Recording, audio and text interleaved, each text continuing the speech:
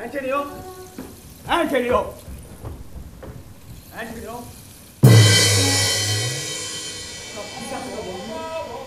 Bassanio! Bassanio! Bassanio così vuoi? Bassanio!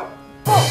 তুমি আর আমি তোমাকে খুঁজে খুঁজে চাই চলো রাতের খাবারটা কিন্তু আমরা একসাথে খাবো ঠিক সময় মতো ঠিক জায়গায় চলে আসবে কিন্তু মনে থাকে যেন মনে থাকে বন্ধু রাতের খাবার দুজনে একসাথে ঠিক জায়গাতে চলে আসবো ঠিক আছে ও না তোমার কি মন খারাপ তুমি বাসারির সাথে চলে আসবে মনে থাকে যেন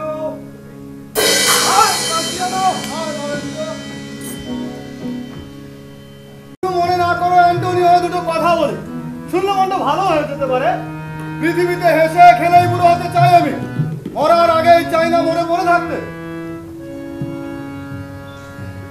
সেটাই ভালো এই গ্রাসিয়ানোর কথা শুনলে মুখ খোলার কোনো উপায় নেই শুধু তোমার মতো শুনেই যাওয়া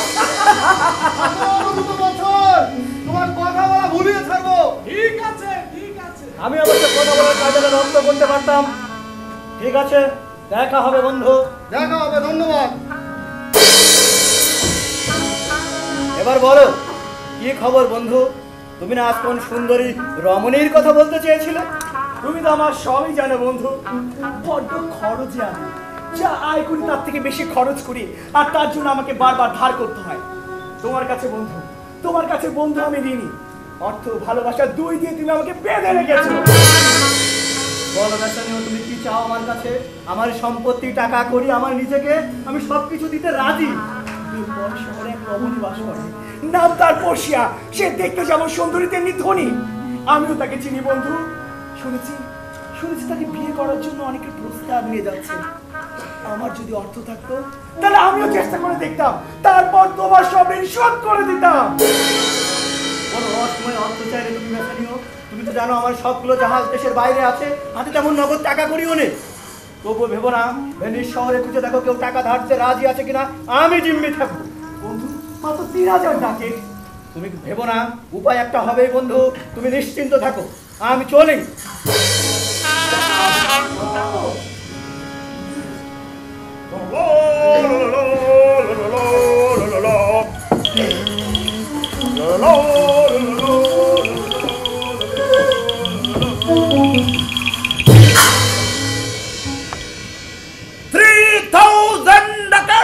মাসের জন্য জনাব ফর 3 months এই জন্য অ্যান্টোনিও মুসলেকা দিতেও রাজি আছে অ্যান্টোনিও মুসলেকা দেবে আপনি কি রাজি জনাব Antonio is a very good man আপনি কি তার নামে কোনো বদনাম শুনেছেন আমি জি বদনাম জি না না না না না না কোশ্চেন কালেও না তবে একটু ভাবতে হয় বই কি অ্যান্টোনিও জিম্মি হিসাবে 16 আনায় খাটি শুনেছি অ্যান্টোনিও সব জাহাজগুলি নাকি এখন সমুদ্রে আর জাহাজগুলি কাঠেরই তৈরি নাবিকরাও মানুষ আর সমুদ্রে ঝড় আছে বজ্র আছে পাহাড় আছে পর্বত আছে জলদস্যু আছে খোদা না খাস্তা কিছু যদি একটা হয়ে যায় তাহলে কি তাহলেও আমি রাজি অ্যান্টোনিও জিম্মি হিসাবে 16 আনাই খাটি ধন্যবাদ জনাব তাহলে আমি অ্যান্টোনিওকে ডেকে নিয়ে আসি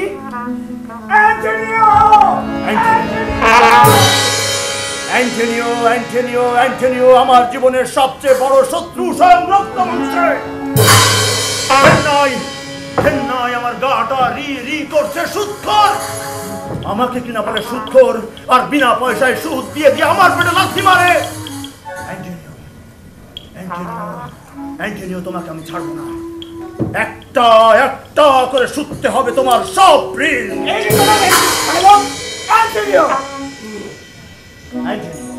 ওয়েলকাম টু মাই প্যালেস ধন্যবাদ আসলে লেনদেনের হিসাবটা একটু মেলাচ্ছিলাম 3000 ডাকের তো আর কম কথা নয় যা বুঝলাম এই মুহূর্তে এত টাকা আমার কাছে আসলে হবে না তাতে আমার বন্ধু ডুবালি আমার একমাত্র ভরসা বিপদে যখনই পড়ি তখনই ডুবাল আর অ্যান্টনিও জিম্মি হিসাবে 16 আনাই খান। আচ্ছা আচ্ছা মহান অ্যান্টনিও, আপনি সব সময় আমার নামে সুদ টুদ নিয়ে কি সব আজে বাজে কথা নাকি বলেন? সুদ খাবার কথা কোন ধর্মে আছে জনাব শাইলক? আপনি যেভাবে বলছেন সেভাবে নাই মানি, কিন্তু মহান অ্যান্টনিও, আমি তো টাকা খাটাচ্ছি, তার বদলে মাল নেব না, চুরি তো করছি না। শুনলে বেসানিও, এভাবেই ধর্ম দুষ্টু লোকের বর্ম হয়ে যায়। তাহলে বলছো টাকাটা দেবে? Of course I will. আপনার বড় দয়া জনাব। দয়া কেন বলছেন মহান বেসানিও? বলেন বন্ধুত্ব।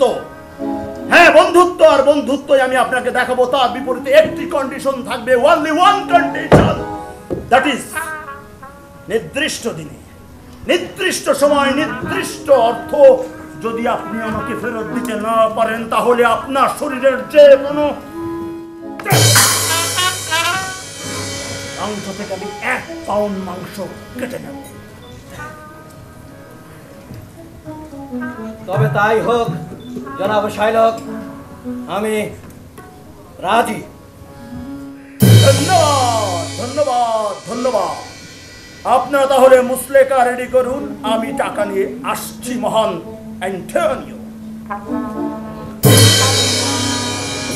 বন্ধু অ্যান্টনিও, তুমি এই সত্যে রাজি হো না, এই সত্যে রাজি হো না বন্ধু। হেব না বন্ধু, 2 মাসের মধ্যে আমার সবগুলো জাহাজ ফিরছে, আমি নিশ্চিন্ত। যার অঢেল আছে তার কাছে জীবনটা অনেক কঠিন মনে হয় পড়শিয়া, কারণ বেশি খেলে যেমন অসুখ হয়, না খেলেও ঠিক তেমনি। বরং গরিবের জীবনে শান্তি নেই, প্রয়োজনের বেশি কিছু পেলেই জীবনটাকে বিষাদ মনে হয়।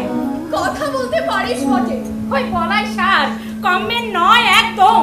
শোন, ভালো ভালো কথা বলা খুব সহজ, কিন্তু সেটা কাজে লাগানো মোটেও সহজ নয়।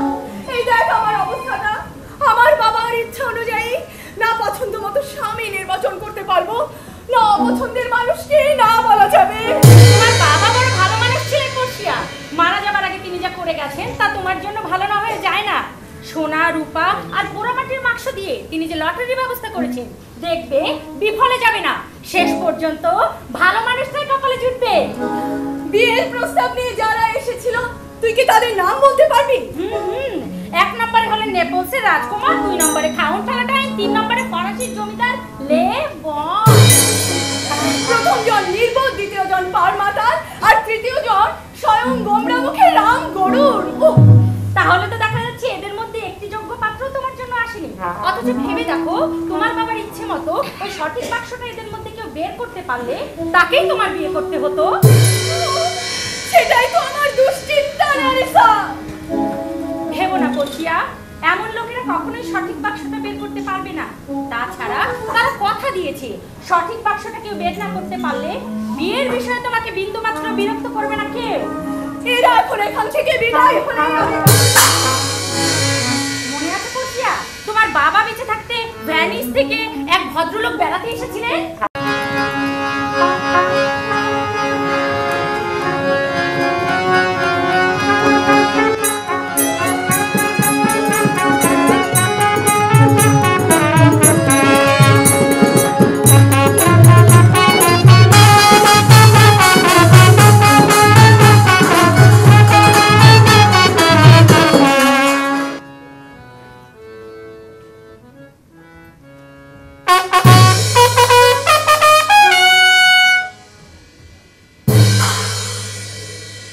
আমার গায়ের রং দেখে আমাকে বিবেচনা করবেন না পড়শিয়া। যে দেশে আমার জন্ম, সে দেশের প্রখর রৌদ্রতাপ আমার গায়ের রংকে তামাটে করেছে। তবে আমি বাজি ধরে বলতে পারি, এই কৃষ্ণদেহের রক্ত আরো বেশি লাল, আরো বেশি গাঢ়। বাইরের চাকচিক্য নিয়ে আমি মোটেও প্রভাবিত নয় যুবরাজ। আপনি তো জানেন আমার বাবা বাদ ছেড়েছেন এই লটারির ব্যবস্থা করে, তাই যে সঠিক বাক্সটি বেছে নেবে তাকে আমি বিয়ে করতে বাধ্য। তাহলে কোথায় আপনার বাবার সেই বাক্সগুলো নিয়ে আসুন, পরীক্ষা করে দেখি আমার নিজের ভাগ্য। আপনি আপনার আসন গ্রহণ করুন। নারিসা, বাইরে কেউ অপেক্ষা করে থাকলে তাকে পাঠিয়ে দাও।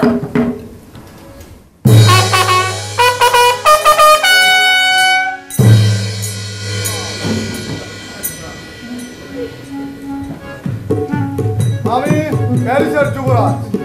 আপনাকে সুস্বাগতম যুবরাজ। আপনি আপনার আসন গ্রহণ করুন। ন্যারেসা, বাক্সগুলো নিয়ে এসো।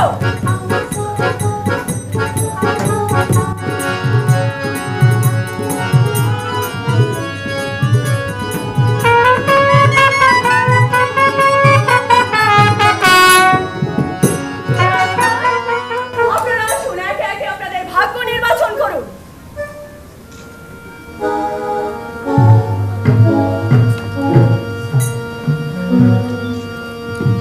আমি পছন্দ করে ফেলেছি আমার নির্বাচন।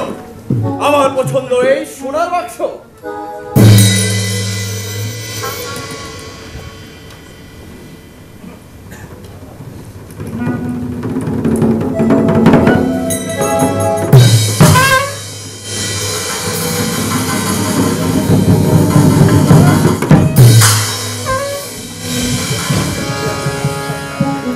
প্যারিসের যুবরাজ, এবারে আপনার পালা।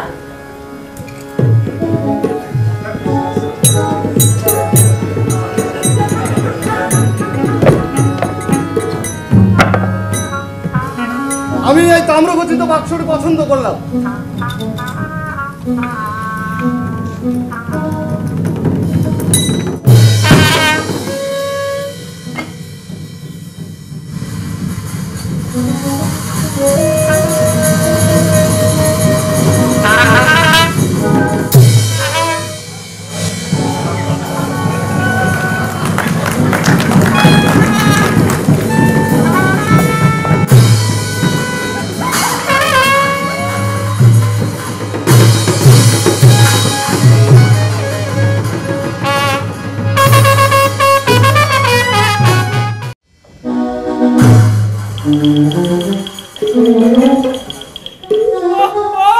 কি যে সমস্যা, কি যে সমস্যা!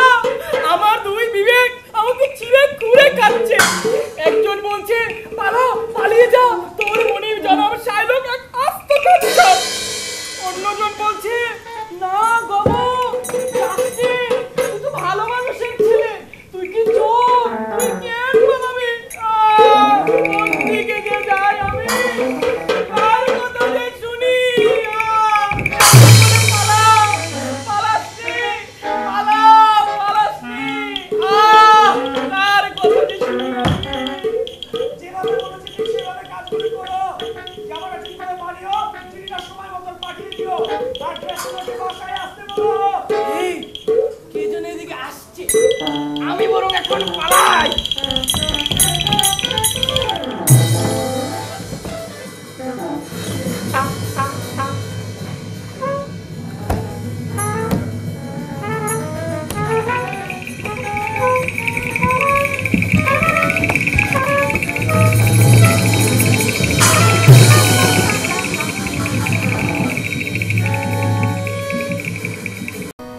কোথায় যেন তোমাকে দেখেছি।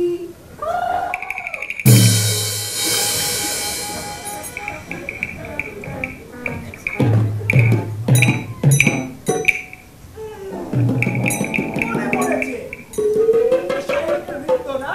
জনাব, আমি তো শাইলকের বৃত্ত ছিলাম মানে এখন কি করছো? আসলে জনাব, আমার ঘাড়ে আপনার মধ্যে একটি হাতি। বিবেক, বিবেক, বিবেক, দুটো বিবেক ভর করছে। একটি বলে পালা, অন্যটি বলে পালাচ্ছি। কিন্তু জনাব, আমি আপনাকে দেখে সিদ্ধান্ত নিয়ে ফেলেছি। কি এমন কেমন বলছো? কিসের সিদ্ধান্ত? জনাব, আমি আরো এই শালকের চাকরি করব না। আমি আপনার ভিত্তি হতে চাই। কথায় তুমি মন্দ নও। শোনো শাইলকের বৃত্ত, শাইলককে বলে আমার কাছে এসো। তাহলে চাকরিটা বাদ দিও। তার মুখ দেখে যে ঘুম থেকে উঠেছিলাম আমি।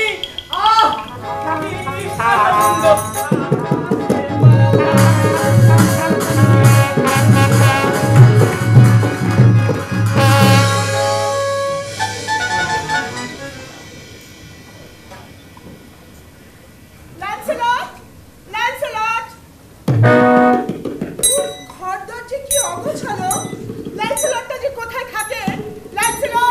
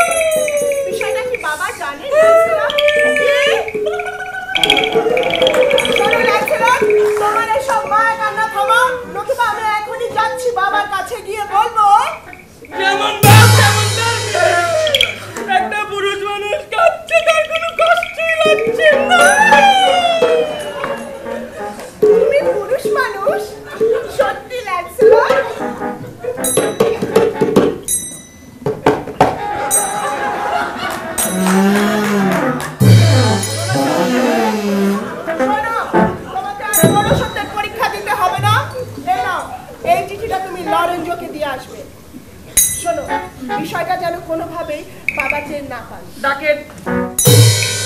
সে তুমি সময় মতোই পেয়ে যাবে। তুমি সময় মতোই পেয়ে যাবে। এসএমএস করলেই তো হয়, চিঠির কি দরকার? এক মিনিট মাইয়া।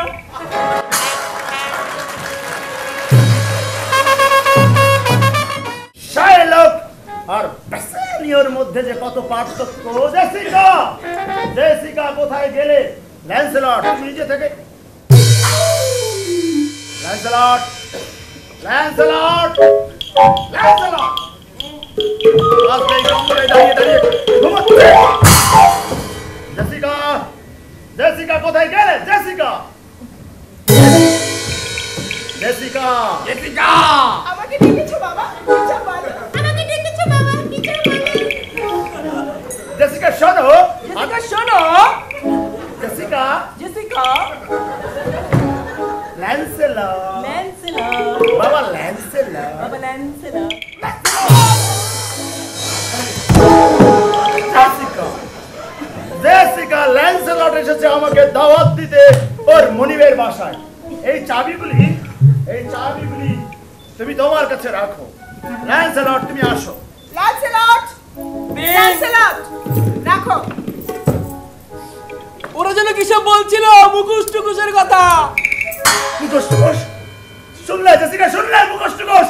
শয়তানের বাড়ি যাচ্ছি বটে, কিন্তু আমি কিছু খাবো না।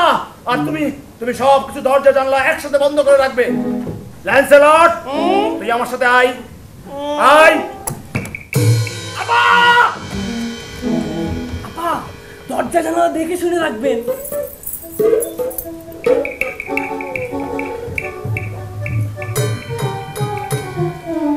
তোকে কি বলে গেল? বাবা ল্যান্সেলট আমাকে বলছিল যে দরজা জানলাগুলি। বাবা ল্যান্সেলট আমাকে কি বলবে? বললো চলি আপা। চলি আপা। ল্যান্সেলট চলো। বিদায় বাবা।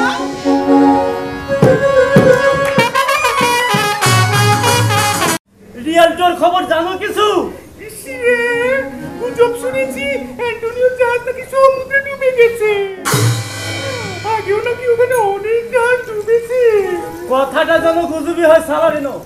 বেচারা অ্যান্টনি এত ভালো মানুষ, স্বয়ং শত্রু বোধহয় তার এমন সর্বনাশ চাইবে না। এ কি, শত্রুর কথা বলতে বলতেই স্বয়ং শয়তানটা হাজির।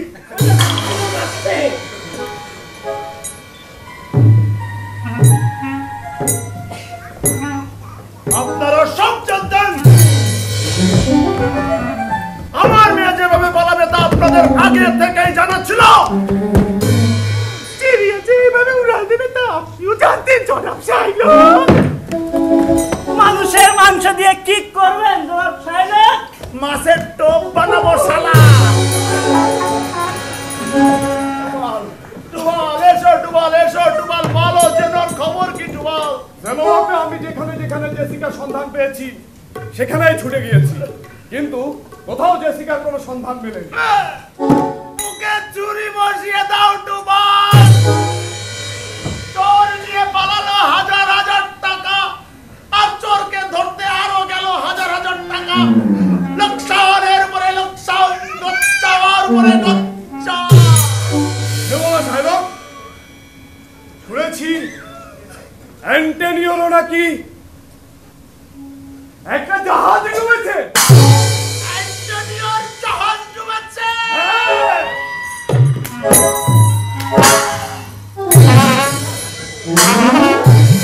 বলো বলো, তুমি সাক্ষাৎ পেয়েছো, আর কিছু নেই বলো।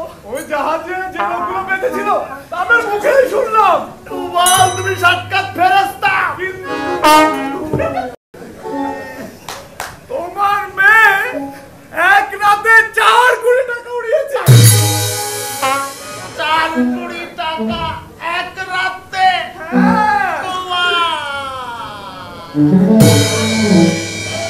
আরো কি শুনেছি জানো? তোমার মেয়ে এখানে তোমার কি যেন একটা পাথর আছে না, নীলকান্তমণি, ওটা দিয়ে একটা বানর কিনেছে। বানর, আমার নীলকান্ত মনে দিয়ে বান্দর। জেনোয়া সাহেব, অ্যান্টোনিও এবার শেষ। অ্যান্টনিও, অ্যান্টনিও, তোমাকে আমি ছাড়বো না অ্যান্টনিও।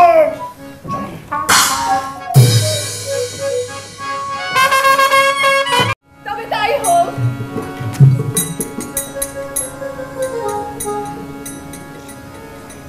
বাইরের আবরণ দেখে আমি আকৃষ্ট হতে চাই না। তোমার সারল্যই তোমার অলংকার।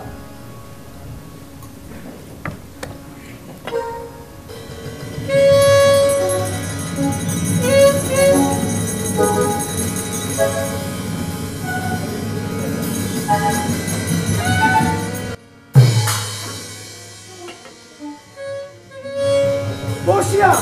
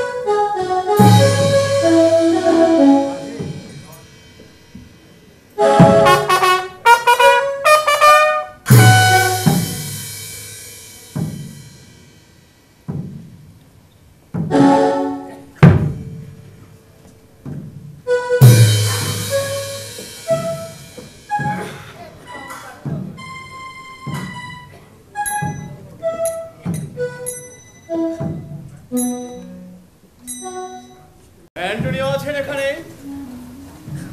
যে মহামান্য ডিউক, আপনার জন্য আমার বড় দুঃখ হয় অ্যান্টনিও। এমন এক পাষাণ নির্দয় কঠিন লোকের পাল্লায় পড়েছেন যে আমাদের কিছুই করার নেই। আমি সব শুনেছি মহামান্য ডিউক, আপনি আমার জন্য যথেষ্ট করেছেন, কিন্তু যেহেতু শাইলক অনমনীয় এবং আইনের কোনো ফাঁকি আমাকে রক্ষা করতে পারবে না, তাই আমি প্রস্তুত। শায়রক উপস্থিত আছেন। আমরা আপনার সুচিন্তিত মতামত শেষবারের মতো জানতে চাই। ধন্যবাদ মহান ডিউক।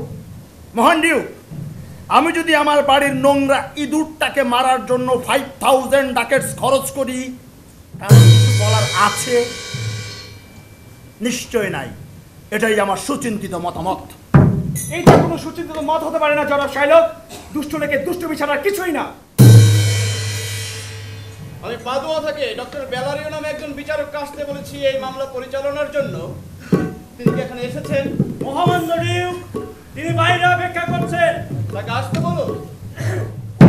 জি মহামান্য আদালত, বেলারিয়া থেকে আপনাকে শুভেচ্ছা জানিয়েছি। অ্যান্টনিও, তুমি ভয় পেও না বন্ধু, আমি বেঁচে থাকতে তোমার কিচ্ছু হবে না। আমার আশা ছেড়ে দাও বন্ধু।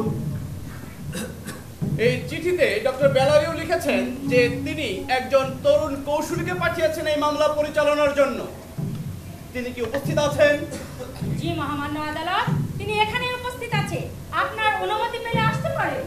অনুমতি দিলাম, তাকে আসতে বলুন।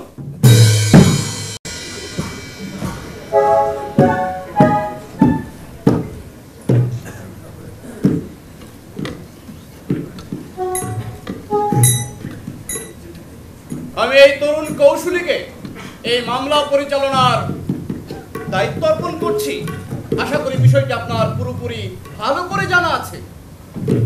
ধন্যবাদ মহামান্য ডিউক, এই বিষয়টি সম্পর্কে আমি অবগত আছি। আপনি কি Shylock? I am the Shylock. মুচলেখাটা যদিও আমার অদ্ভুত, তবু বলতেই হয় এতে কোনো আইনের মারপ্যাচ নেই, অর্থাৎ ফাঁক নেই। আর আপনি অঞ্চলীয়, আপনি আইনের মারপ্যাচে পড়ে গেছেন। তাই তো দেখছি। আপনি এই মুচলেখায় সই করেছিলেন? জি হ্যাঁ। তাহলে আর কি, আমি জনাব শাইলককে ক্ষমা প্রদর্শন করতে বলা ছাড়া আর কিছুই করতে পারছি না। But why? Logic. কারণ ক্ষমা বা যুক্তি কোনো বাধা মানে না, অবিরল ঝড়ে বৃষ্টির ধারার মতো। শাইলক, আমি অনুরোধ করছি আপনাকে, আপনি অ্যান্টনিওকে ক্ষমা করে দিন। আর তা না হলে আদালত অ্যান্টনিওকে শাস্তি না দিয়ে কিছুই করতে পারবে না। আমি আমার কথা, দয়ার কথা অনেক শুনেছি মহামান্য ডিউক। দয়া করে আইনের কথা বলুন। মুচলেকার টাকা ফিরিয়ে দিতে পারবেন না? অবশ্যই পারবো। উনি যদি চায় এই আদালত আমি 1 গুণ 2 গুণ এমনকি 3 গুণ দিতেও রাজি আছি। জনাব শাইলক, আপনি কি শুনতে পেয়েছেন? আপনি যে টাকা পান তার চাইতে 3 গুণ দিতে তারা প্রস্তুত। আরেকবার কি ভেবে দেখা যায় না? না না না না, প্লিজ। তাহলে আর কি, অ্যান্টনিও প্রস্তুত হন। আমি এই আদালতকে রায় দেওয়ার জন্য অনুরোধ জানাচ্ছি। Please open your shirt. আপনি কোন শল্য চিকিৎসা করেছেন? মানে অতিরিক্ত রক্তক্ষরণে যদি উনি মারা যান? মুসলেকায় কি শৈল চিকিৎসকের কথা লেখা আছে মহামান্য আইনজীবী?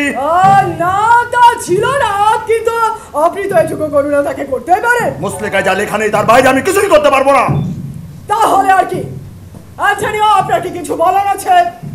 তেমন কিছুই না বন্ধু, শুধু তোমার হাত দুটো ধরে বলে যেতে চাই, কখনো ভেবো না তোমার জন্য আমার এই পরিণাম। এইভাবে বলবে বন্ধু, তোমার মতন বন্ধু আমার কখনোই ছিল না।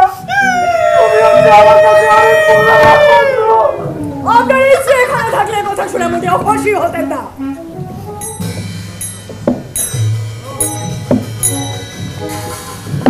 ল্যান্সেলট, অ্যান্টনিও প্রস্তুত হন।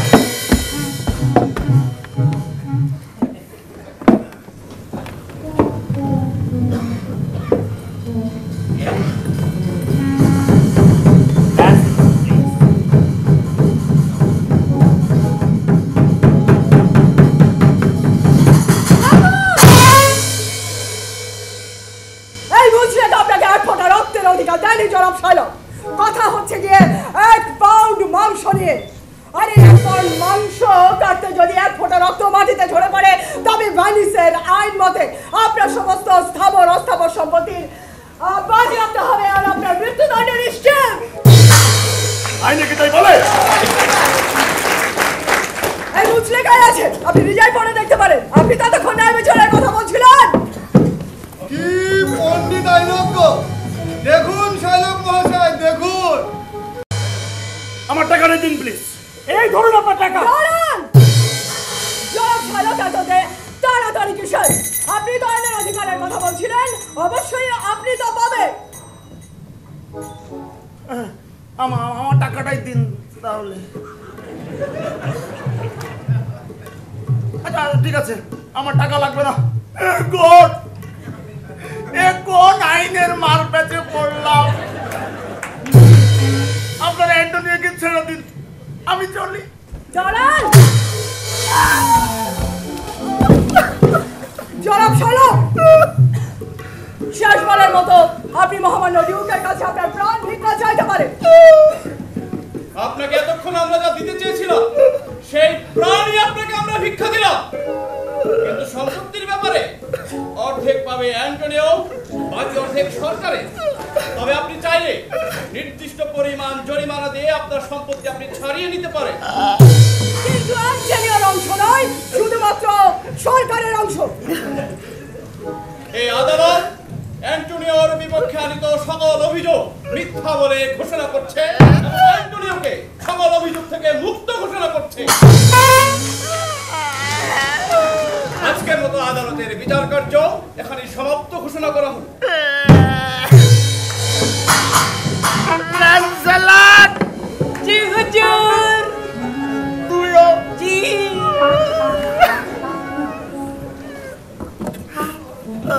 জনাব শাইলক, আমিও আপনাকে ক্ষমা করলাম।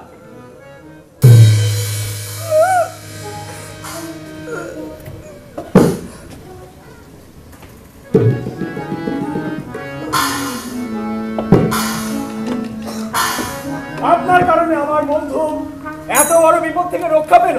আপনি আমাদের চির ঋণী করেছেন। আপনাদের কাজে লাগতে পেরে নিজেকে আমি ধন্য মনে করছি। আমার আর কিছুই চাওয়ার নেই, শুধু একটা অনুরোধ, আমাদের ভুলে যাবেন না। কখনো আবার দেখা হলে যেন চিনতে পারে। আপনাদের মঙ্গল হোক। আমি চলি। পারিশ্রমিক হিসেবে নয়, স্মৃতিচিহ্ন হিসেবে যদি কিছু গ্রহণ করতেন কৃতজ্ঞ হতাম। এটাই যখন বলছেন, তাহলে আপনার হাতের ওই আংটিটা আমায় দিন। আপনি আমাকে বিব্রত করা অবস্থায় ফেললেন। এই আংটিটা অন্য মূল্য আছে। আপনি ভেনিসের যে কোনো দামি আংটি আমার কাছে চান, আমি আপনাকে দিতে প্রস্তুত আছি। এই আংটিটা আমার স্ত্রীর দেয়া, তাই বলেছিলাম এর অন্য মূল্য আছে। এটা নিতান্ত অজুহাত জনাব। আপনার স্ত্রী থাকলে নিশ্চয়ই তিনি আমাকে আংটিটা দেওয়ার ব্যাপারে কোনো আপত্তি করতেন না। চলি। আংটিটা দেওয়াই উচিত ছিল। যা শুনুন,